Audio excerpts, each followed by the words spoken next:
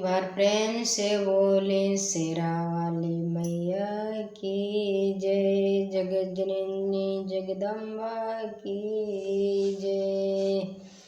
हम तो से पूछे ना मालिन मालिन कहाँ लगवलू इतनी देर मालिन हो कहाँ लगवलू इतनी देर मालिन हो।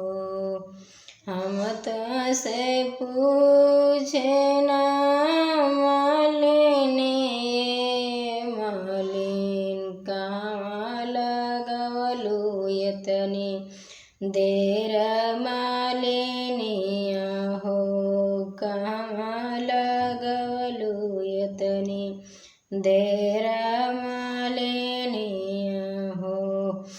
फूला लोढ़त हो मैया भैल दोपहरिया हो।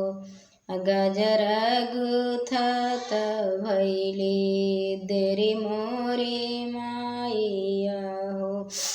गजर गुथत भैली देरी मोरी माइया हो।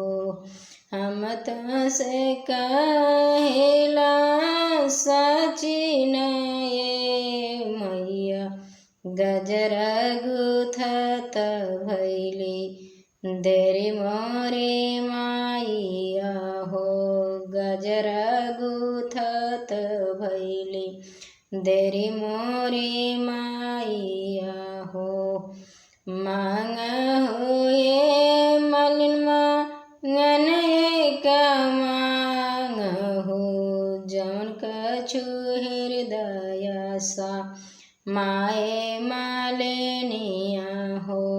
जौन कछु हृदय सा माए मालिनिया हो। दूधया पुतवा हो माई रौरे दिहला हमें रौरे दिहला हमें। अमलिया मार करी देहु मोरी माइया हो। मलिया मार करी देहु मोरी माइया हो। यही कला जुगा में क्यों नया मार होला। मलिया मार कैसे होई है मालिनिया हो। मलिया मार कैसे होई है मालिनिया हो।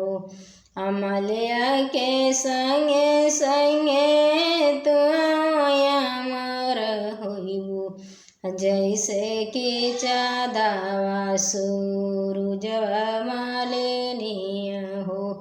जैसे कि आगिया पनिया मालिनिया हो। हम तो से पूछे ना मालिन ये मालिन कहाँ लगवलू इतनी देर